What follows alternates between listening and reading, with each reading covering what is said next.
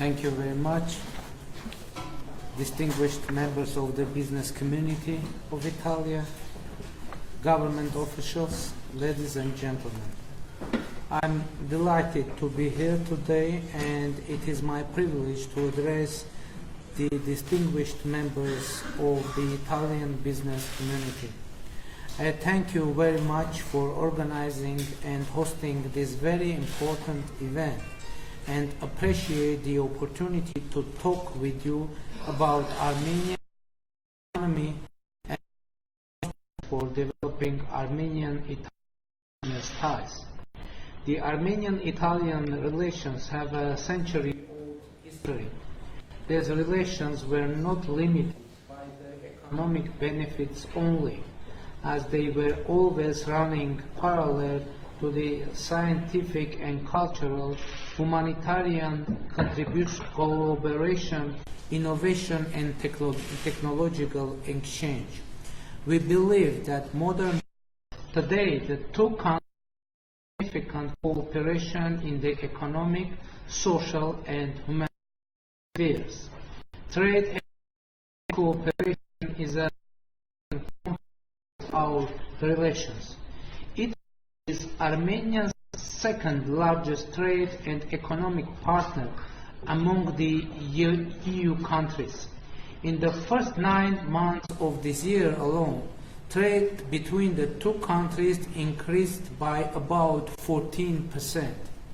Let me inform you that only in the recent few weeks, Italian Sartis and Ceramista companies opened their manufacturing branches in Armenia. Just 15 days ago, Telecom Italia Sparkle signed a joint venture with the Armenian UCOM to provide internet services.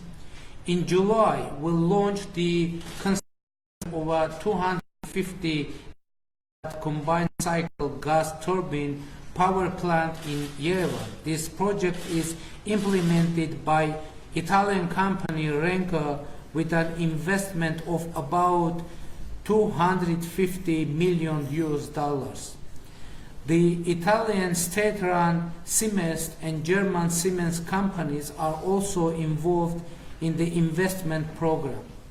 Renko has been engaged in business activities in Armenia since the early 2000s and has invested in hotels, luxury housing, and office building. In addition, in June 2019, we hosted an Armenian-Italian business forum, the first business forum with the participation of foreign investors taking place in Armenia after the Velvet Nonviolent People's Revolution of 2018. Today, Armenia is a country of fundamental transformations which opens wide prospects for the economic cooperation with Italy and other European partners. After the Velvet Revolution of 2018, we initiated reforms to modernize our political and economic institutions so as to strengthen democracy and establish conditions conducive for the economic growth and development. In this regard, we have already reached significant achievements. We have succeeded in eradicating systemic corruption. We have eliminated oligopolies, monopolies used to exercise political influence to gain economic results. We reinforced the rule of law and established a level playing field for all economic players. We are currently undertaking robust measures to reform our judiciary so as to have truly independent and efficiently working courts. Today, we are also changing the way we manage our economy.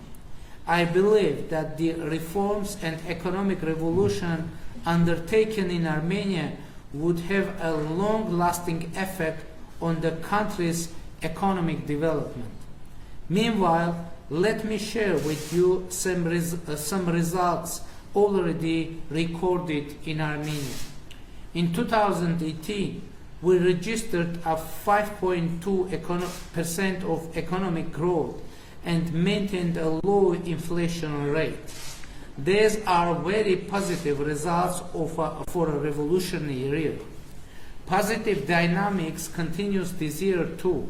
In the first 6 months of 2019, we had 6.5% of GDP growth. We had a 9% increase in exports. And recently, Moody's has improved Armenian rating to BA3. In September 2019, we issued $500 million Euro bonds with a maturity of 10 years and coupon rate of 3.9%. The Armenian Euro bonds was 4 times bigger than the offering.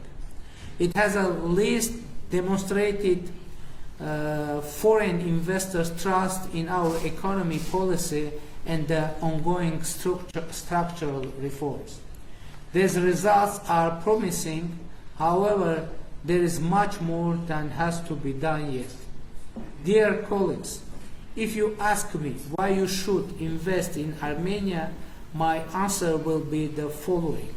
Investing in a small country with global networks and skilled labor force is quite promising. Our government aims at introducing technological education, developing soft skills, and helping students to identify their aptitude through investing in primary, vocational, and higher education. Armenia provides an excellent opportunity for investors in high-tech industry and specifically in information technologies. Armenia has the potential to become internet traffic hub for our wider region. Last month, we hosted the World Congress on Information Technologies, one of the largest and most prestigious ICT events in the world.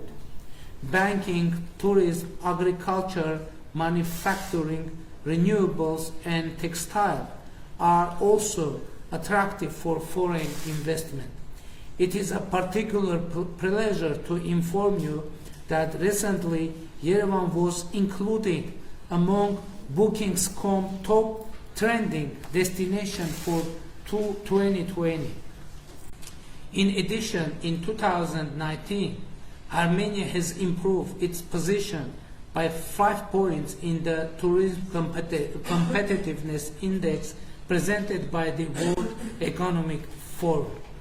By the way, in 2019, we have already, as a result of 10 months, we have already 14% of growth in our tourism.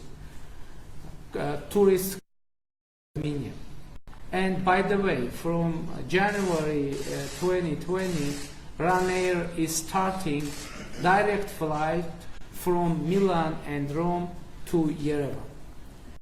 And our government implements an open door policy toward foreign investment, providing for the full property ownership. Foreigners can have unimpeded access to any sector with no restriction for personal recruitment, free and unlimited repatriation of profits, unlimited currency exchange on market rates, and guarantees against negotiation. The 5-year other clause protecting foreign investors against investment-related legislation changes is also a part of our investment framework. By the way, within recent 1.5 years, we had very positive amendment in our tax code. We have reduced our income tax and revenue tax, and now we have flat income tax 23%, And now we are going to continue this process and to make our income tax even lower, 20% flat tax. And revenue tax also was reduced to 18%.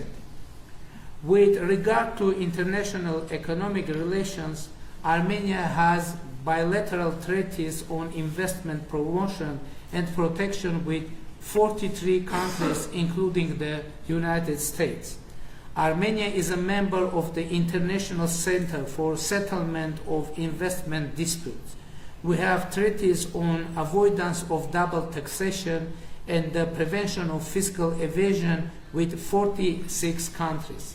This means that the investors of contracting parties are granted a number of guarantees, in particular national treatment, protection from expropriation, free transfer of means, and full protection security.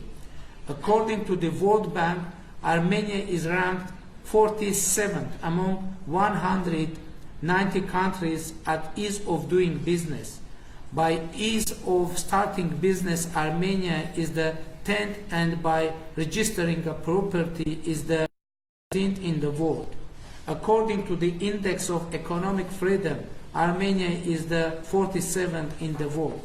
And I could promise officially that in all those directions, the rates of Armenia will improving continuously, and I could guarantee that as a Prime Minister of Armenia. Dear friends, some may claim that Armenia has a small market. I would challenge such a point of view. Armenia has an unimpeded access to the market of the Eurasian Economic Union with about 180 million consumers. The Eurasian Economic Union has agreements with Singapore, Vietnam, Iran, and Serbia. FTAs are under the negotiation with India, Israel, and Egypt. An agreement of economic cooperation, facilitation, and investment between the Eurasian Economic Union and China was also signed last year. As you know, Armenia is member of the Eurasian Union, and now we are chair country in Eurasian Economic Union. But also, Armenian producers benefit from GSP Plus preferential treatment with the European Union and GSP with the United States and some other countries. Armenia is deepening cooperation with the European Union through the comprehensive and enhanced partnership agreement. With the United States, we have a trade and investment framework agreement which provides strategic framework and principles for dialogue on trade and investment issues. Dear friends, in a relatively short time, we have managed to transform Armenia into a country with equal opportunities for all, providing incentives for businesses and startups and making our country a better investment destination. My call and my message today is to join our efforts to build new Armenia, unite our strength to make Armenia competitive and attractive to live. Thank you very much for your attention.